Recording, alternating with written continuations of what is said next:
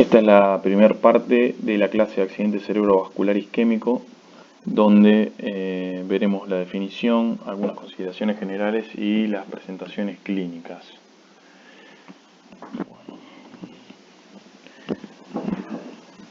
El accidente cerebrovascular isquémico constituye el 80% del total de los ACV, siendo el 20% restante los accidentes cerebrovasculares hemorrágicos. Tiene una incidencia entre 150 y 200 casos cada 100.000 habitantes. Es la principal causa de discapacidad en los países desarrollados. Es la cuarta causa de muerte en nuestro país, luego de los tumores, las enfermedades respiratorias y las cardiológicas. Y bueno, la prevención primaria es muy importante, ya que más del 76% de los strokes son primeros eventos, y la incidencia aumenta con la edad, siendo 2/3 de los pacientes mayores de 65 años. En cuanto a la definición, es un síndrome clínico caracterizado por el rápido desarrollo de síntomas y o signos correspondientes usualmente a afección neurológica focal y a veces global que persisten más de 24 horas o conducen a la muerte sin otra causa aparente más que la de origen vascular.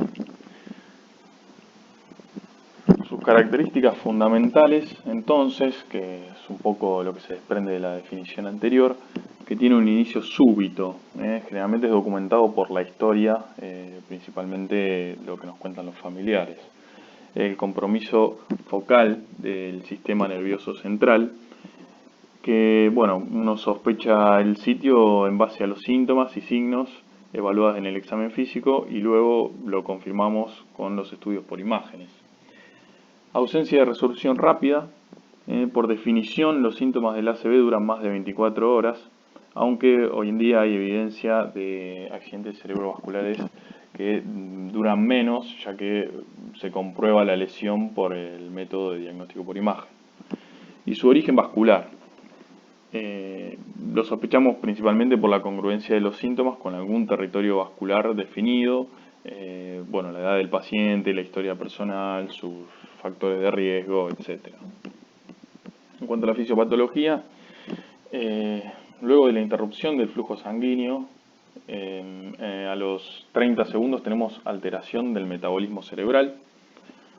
Ya al minuto se detiene la actividad neuronal, a los 5 minutos comienzan los eventos que desencadenan el infarto cerebral, con vasodilatación local, éstasis sanguínea, destrucción de glóbulos rojos, edema y necrosis. Entre las 6 y 24 horas ya se borra el límite de la sustancia gris blanca, hay extravasación de los glóbulos rojos, los polimorfonucleares rodean los vasos sanguíneos, actuando con los astrocitos y oligodendrocitos, desintegración de las células de la microglía, va progresando el edema y si pudiéramos ver el cerebro, lo veríamos que el área infartada es pálida y edematosa. Ya a las 72 a 96 horas hay fagocitosis de todo el debris de la zona por los macrófagos y ya hay una marcada diferencia entre el tejido sano y el tejido infartado. Algunas implicancias de la oclusión vascular en el core, o sea en el centro de la isquemia, el flujo sanguíneo cerebral se reduce al 20%, eso ya hablamos del área donde va a haber necrosis. En el área de penumbra, que es el área que todavía puede ser salvable, el flujo es del 20 al 40%. Entonces es un área que es potencialmente salvable o reversible. Durante el episodio de stroke se estima que mueren 2 millones de neuronas por minuto. Esto es lo importante en cuanto a actuar cuanto antes para el tratamiento. Cada hora que pasa sin reperfusión se pierde el equivalente a 3.6 años de envejecimiento normal. Por eso decimos que el tiempo es cerebro. El mecanismo de la isquemia puede ser principalmente 3: trombótico, una placa aterosclerótica, por ejemplo, que se complica en un trombo local y la oclusión local del vaso; embólico, o sea, una embolia de un trombo que se ha generado en otra región y por el flujo sanguíneo es llevado hacia el lugar del infarto, o sea, una embolia arterio-arterial o una cardioembolia. O como por mecanismo hemodinámico. O sea, hay unas áreas principalmente entre la cerebral anterior y media, entre la cerebral posterior y media, donde hay un área que se comparte entre ambos territorios y un cambio hemodinámico puede producir lo que se llama un infarto de frontera o watershed en inglés. En cuanto al accidente isquémico transitorio, también es un inicio súbito de un síntoma neurológico focal, pero que resuelve dentro de las 24 horas y no hay infarto visible en los estudios imagenológicos. Esto es muy importante, esta última parte, de que no hay un infarto visible en los estudios imagenológicos, porque si es solamente el síntoma clínico que se resuelve antes de las 24 horas, pero en un estudio por imagen uno le encuentra una lesión, ya está hablando de un ACV isquémico establecido, por más que clínicamente el paciente haya recuperado. ¿Por qué es importante diagnosticar y tratar el accidente isquémico transitorio? Porque, bueno, de un 10 a un 15% tendrán un ACV dentro de los primeros 3 meses. El 50% inclusive dentro de las primeras 48 horas. Entonces un paciente con una sospecha de un accidente isquémico transitorio no puede ser dejado en su domicilio, sino que tiene que ser evaluado e internado. Los estudios los vamos a estudiar exactamente igual que a un accidente cerebrovascular, con estratificación del riesgo, que es una tabla que se llama el ABCD2, que establece el riesgo de que un accidente isquémico transitorio pueda transformarse en un ACV. Entonces lo que vamos a buscar es eso, evitar que el paciente evolucione a su ACV. Estudiaremos la causa y daremos un tratamiento de acuerdo a esta causa que encontremos. Esta es la tabla que les mencionaba del ABCD2, que es, bueno, como lo ven, estratifica en algunos puntos y, bueno, para ver qué paciente puede tener mayor riesgo a evolucionar en un ACV. En cuanto a la evaluación de un paciente con sospecha de accidente cerebrovascular, los antecedentes personales, eso es muy importante. La hora de comienzo de los síntomas. La última vez que lo han visto normal al paciente, esto obviamente lo puede referir el paciente si es que no está fásico o puntualmente la familia. Un 30% tienen un comienzo incierto y de ellos dos tercios son lo que se llama un wake up stroke, que son pacientes que se despiertan con el foco, o sea que no es fácil determinar cuándo fue la última vez que estuvieron normales o cuándo fue el horario de comienzo, mejor dicho, de los síntomas. El uso de medicamentos previos, si el paciente estaba, por ejemplo, anticoagulado o con antiagregante, que son factores muy importantes para determinar qué tratamiento vamos a hacer. Los antecedentes médicos, que, bueno, incluyen los factores de riesgo, las enfermedades cardíacas o neurológicas previas, las convulsiones, si el paciente es migrañoso, si ha tenido alguna cirugía reciente también, que es muy importante. En cuanto a los factores de riesgo, tenemos factores de riesgo no modificables y modificables. La edad, principalmente, como decíamos, el riesgo son los pacientes mayores de 65 años, ya que bueno, el riesgo crece exponencialmente con la edad y bueno, es más marcado después de los 65 años. El sexo masculino, la raza y bueno, sus antecedentes familiares también son cosas que no se pueden modificar. Ahora, sobre cuál podemos actuar como médicos sobre los modificables, los antecedentes cardiovasculares, hipertensión, tabaquismo, estenosis carotidia sintomática, fibrilación auricular, insuficiencia cardíaca, enfermedad coronaria, los endocrinos metabólicos como diabetes, dislipidemia, anticonceptivos orales, y si el paciente hace actividad física o si tiene apnea obstructiva del sueño, que también es evitable y tratable. Dentro de cómo vamos a abordar estos pacientes, esta charla está basada en el consenso intersocietario sobre accidente cerebrovascular isquémico agudo, que es un conjunto de profesionales relacionados a las neurociencias, de neurólogos, cardiólogos, neurocirujanos, neurointervencionistas, que se han juntado para definir cómo abordar estos pacientes, y también nos basamos en la guía de la American Heart Association. No escapa en el examen de estos pacientes a cualquier ABCD de cualquier paciente que vemos en una urgencia, siendo el AB la evaluación de la vía aérea y el mantenimiento de la ventilación. Vamos a monitorear la frecuencia respiratoria y la saturación de oxígeno de los pacientes, otorgándole oxígeno suplementario si la saturación es menor a 94%, ya que está demostrado que una saturación menor de esto, los pacientes tienen peor evolución. Y bueno, si el paciente lo requiere, asistencia mecánica respiratoria y sonda nasogástrica para evitar la broncoaspiración en los pacientes que tengan un Glasgow menor a 8.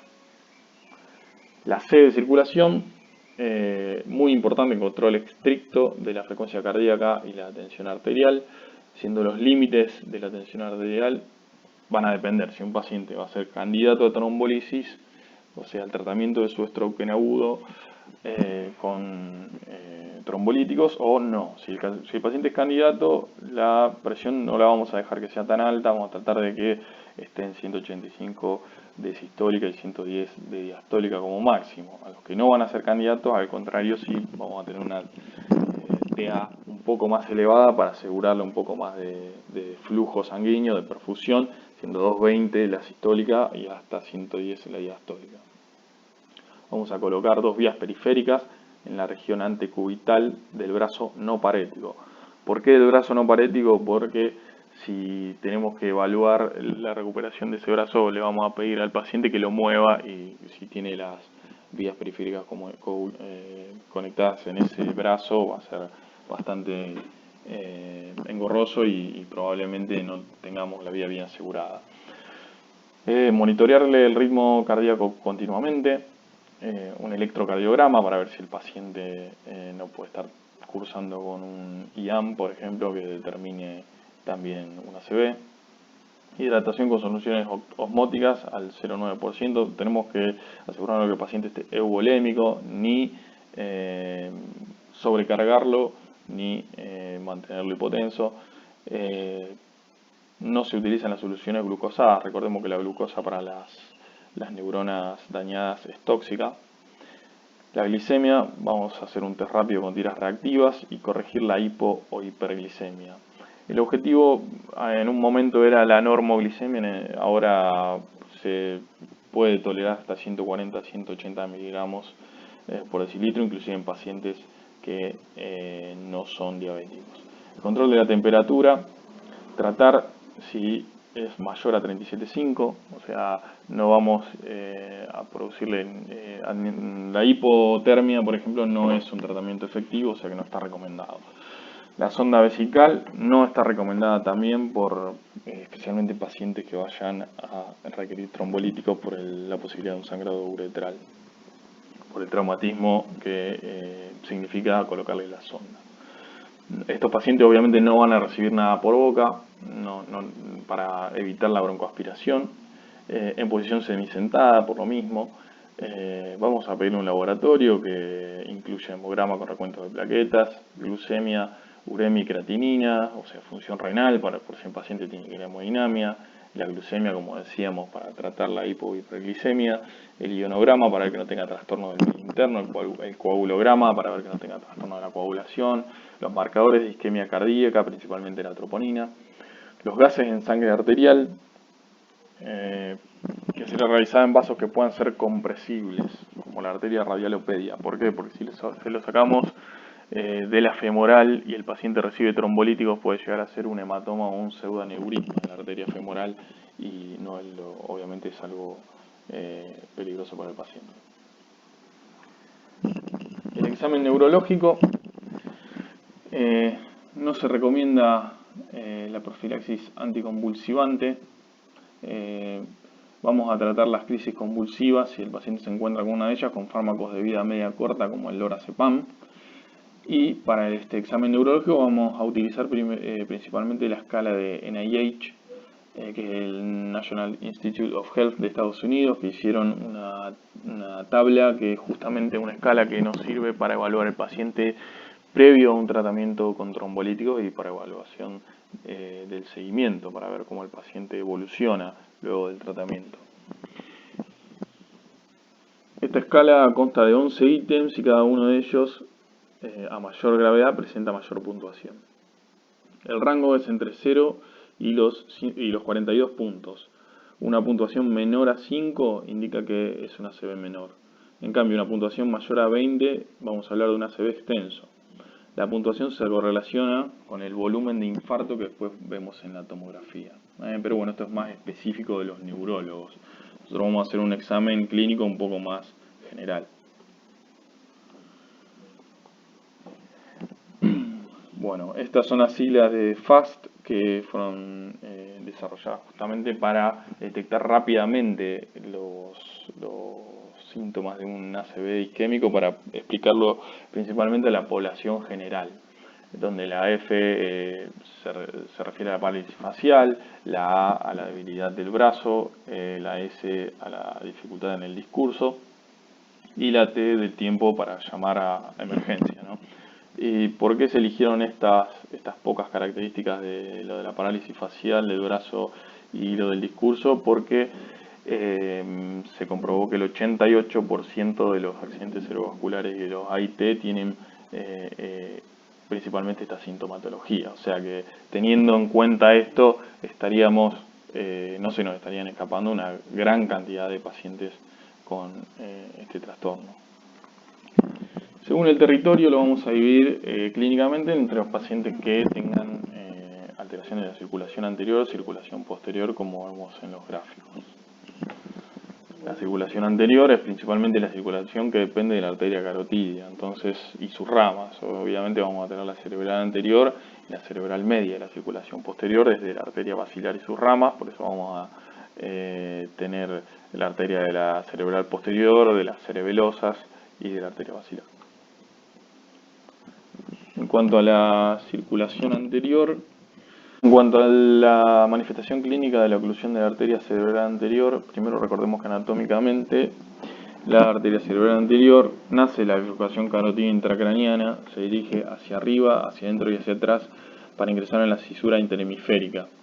Ahí irriga la corteza motora parasagital y también sensitiva, donde va entonces una oclusión de la arteria cerebral anterior. Principalmente nos va a dar una paresia crural, si recordamos el homúnculo de Penfield. Toda esa parte parasagital se relaciona a la región crural, al centro inhibitorio de la vejiga y también a la parte anterior del cuerpo calloso. Además de esta paresia crural que mencionábamos, vamos a tener otras manifestaciones. La abulia, por ejemplo, que es la falta de actitud del paciente por la lesión de la corteza frontal, que inclusive si es severo puede llevar a un mutismo aquinético, ¿no? El paciente no está fácil, el paciente puede responder, lo que no tiene es la actitud de responder. El síndrome de mano ajena es por una lesión del cuerpo calloso, o sea, falta de interacción entre ambos hemisferios. La mano puede realizar movimientos complejos aprendidos, como por ejemplo abrocharse o desabrocharse un botón, pero sin un control central. La fascia de expresión, que es una afasia transcortical. El lenguaje se evalúa generalmente en 5 puntos: en la comprensión, en la repetición, en la fluencia, en la nominación, en la escritura y en la lectura. En este caso está afectada la fluencia, pero no la comprensión ni la repetición, ya que estas dos se encuentran en el territorio de la arteria cerebral anterior. O sea que es un poco relacionado a lo que hablábamos recién con la abulia. El paciente no tiene fluencia porque no tiene la actitud de responder. Y como decíamos recién, la incontinencia urinaria por la afección del centro inhibitorio de la vejiga. En cuanto a las manifestaciones clínicas de la oclusión de la arteria cerebral media, primero anatómicamente también se origina desde la bifurcación carotidia, intracraneana, se dirige hacia arriba, hacia afuera y hacia atrás. Da algunas ramas perforantes para los ganglios de la base en la sustancia perforada anterior. Luego llega a la cisterna silviana y ahí se bifurca en un tronco superior y en uno inferior, que ven en este gráfico, divididos un poco por la línea verde, quedando el área irrigada por el tronco superior hacia la izquierda y por el tronco inferior hacia la derecha. Y luego, por estas ramas corticales, termina irrigando la mayor parte de los lóbulos frontal, parietal y temporal. Acá en el gráfico de la derecha vemos las arterias perforantes hacia los ganglios de la base.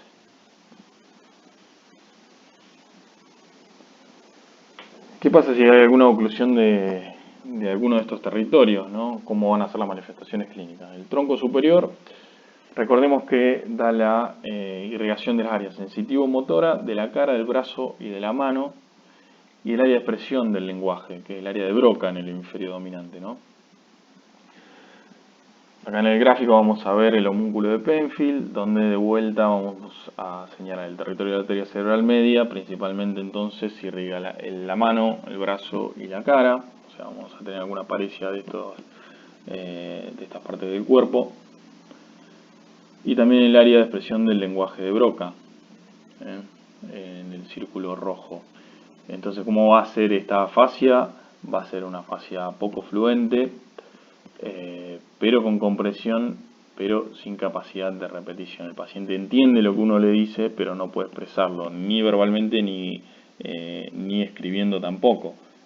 Pero sí puede ejecutar movimientos como abrir los ojos, sacar la lengua, levantar un brazo. Eso sí lo va a poder realizar a la orden y lo vamos a diferenciar de esa manera de la fascia de comprensión. En cuanto a la oclusión del tronco inferior, recordemos que la irrigación al área de las radiaciones visuales y al área de comprensión del lenguaje de Wernicke en el hemisferio dominante. Entonces, si afecta a las radiaciones visuales, vamos a tener una hemianopsia homónima contralateral al lugar de la lesión, como lo vemos en el gráfico. Y una fascia, como decíamos, también de comprensión, porque está afectado el área de Wernicke. Este paciente va a estar muy fluente, o sea, va a decir, va a tener parafasia, va a tener palabras que no se van a comprender, pero las va a decir, va a tratar de expresarse de esa manera, pero no va a comprender lo que le decimos y tampoco nos va a repetir lo que nosotros le decimos, porque el paciente está como desconectado de lo que uno le dice y lo que dice no tiene ningún sentido, no dice palabras con sentido, sino que dice palabras sin una buena pronunciación ni con ningún sentido claro. Además va a haber algunos trastornos sensoriales que son propios del lóbulo parietal. El paciente va a poder tener un trastorno de la percepción espacial, agrafiestesia, que por ejemplo no puede diferenciar lo que uno le dibuje en la piel, esterognosia, que es que no puede reconocer un objeto al tacto. Va a tener lo que se llama anosognosia, que es el paciente que está desconociendo su enfermedad, el paciente no se percibe enfermo, y apraxias. La apraxia, que es una incapacidad para realizar movimientos secuenciales. Entonces, la apraxia principalmente del vestido, que no va a poder coordinar como para poder vestirse, o una apraxia constructiva, que no puede ensamblar algún elemento que uno le dé para ensamblar. Y obviamente, bueno, la fascia de comprensión que decíamos. Si se afectan las arterias lenticulostriadas, las perforantes, que son en los ganglios de la base, el brazo posterior y el genu de la cápsula interna, vamos a tener sí una hemiparesia facio-brachiocrural contralateral y simétrica. O sea, se nos agrega la crural, que antes decíamos que no en las otras afecciones de la cerebral media, pero en esta sí. Si es una arteria perforante, sí se afecta a la cápsula interna, que es donde se concentran todas las fibras para bajar hacia el tronco, ¿no? En cuanto a la oclusión de la arteria carótida interna, esto incluye la oclusión del tronco arterial brachiocefálico derecho y a la carótida común cervical antes de la circulación entre interna y externa. Y la sintomatología obviamente dependerá de la capacidad de compensación que tenga el polígono de Willis a nivel intracraneano. Si el polígono no es suficiente, se van a afectar los territorios de la arteria cerebral anterior y de la cerebral media, o sea, los 2/3 anteriores del hemisferio cerebral, incluyendo también los ganglios de la base. Vamos a tener entonces la combinación de las oclusiones nombradas previamente, la fascia global en el hemisferio dominante por la afectación tanto del área de Broca de expresión y el lenguaje del área de compresión de Wernicke y la interacción entre ambas. Trastorno de la conciencia. La conciencia se mantiene mediante una interacción entre las neuronas de la corteza frontal y del sistema reticular activador ascendente en el tronco encefálico y encéfalo. Si nosotros interrumpimos este circuito, el paciente va a perder la conciencia y vamos a tener este trastorno. Vamos a tener también una hemiplegia contralateral y un síndrome hemisensitivo también contralateral, congruente. Por afectación, si recordamos un poco del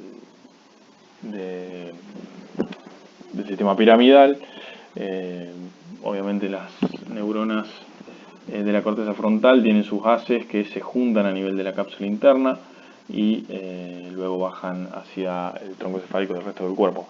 Entonces, tanto por la afección de la arteria cerebral anterior, de la cerebral media y principalmente también de las arterias perforantes, vamos a tener esta hemiparesia faciobranquiocrural o síndrome hemisensitivo, también faciobranquiocrural contralateral al lugar de la lesión. También podemos tener algunos trastornos visuales, una ceguera monocular, total o parcial, que es cuando se afecta la arteria oftálmica, o por afectación de la cintilla o radiaciones ópticas, vamos a tener una hemianopsia homolateral, una hemianopsia homónima contralateral.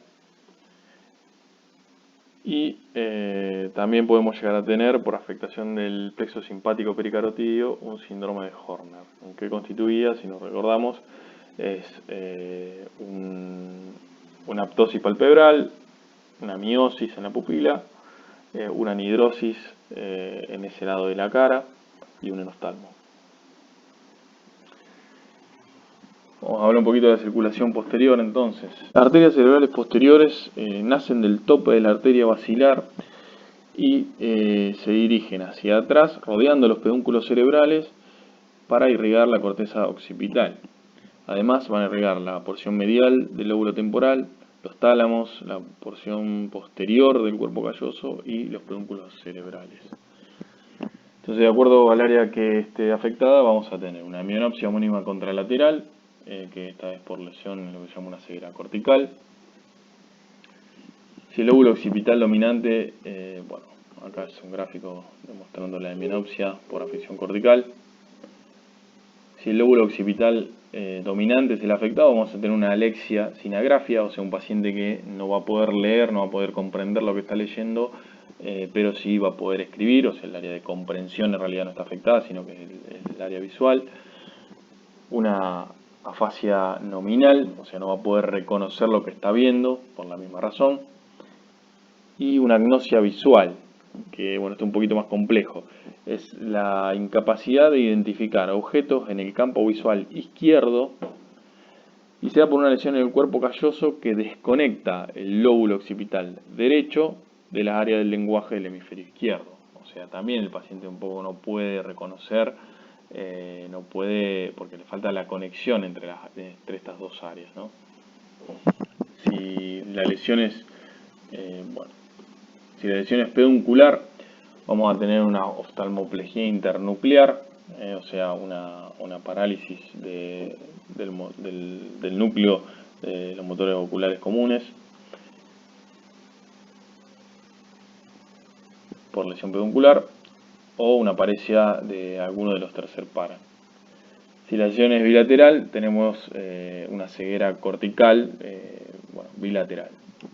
La arteria basilar nace de la unión de ambas arterias vertebrales a nivel de la unión bulbo-protuberancial, asciende por la cara anterior de la protuberancia y luego se bifurca a nivel de la cisterna interpeduncular en ambas arterias cerebrales posteriores, como vimos previamente.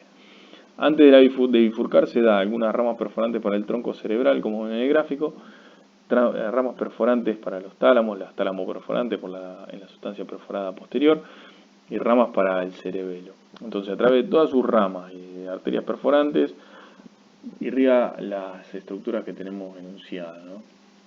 El lóbulo occipital y temporal medial a través de la cerebral posterior, entonces una oclusión a nivel de esta arteria va a dar los trastornos que describimos anteriormente. El tálamo, el brazo posterior de la cápsula interna, y la protuberancia va a dar algunos síntomas que son muy graves, desde parálisis oculomotora, hemiplegia, cuadriplegia, el síndrome de Locked-In, que es un infarto protuberancial que produce principalmente en la porción anterior de la protuberancia, que lo que produce es una cuadriplegia con una persistencia de los núcleos del motor ocular común, porque están en los pedúnculos cerebrales. Entonces el paciente lo único que puede hacer es mover los ojos, pero no el resto del cuerpo, algo muy invalidante, ¿no? Y además, una oclusión de la arteria basilar, lo que es incompatible y bueno, causa la muerte. A través de la arteria cerebrosa anteroinferior y de la cerebrosa superior, ramas también de la basilar, va a irrigar, va a dar aporte en la irrigación del cerebelo, que es lo que vamos a ver a continuación.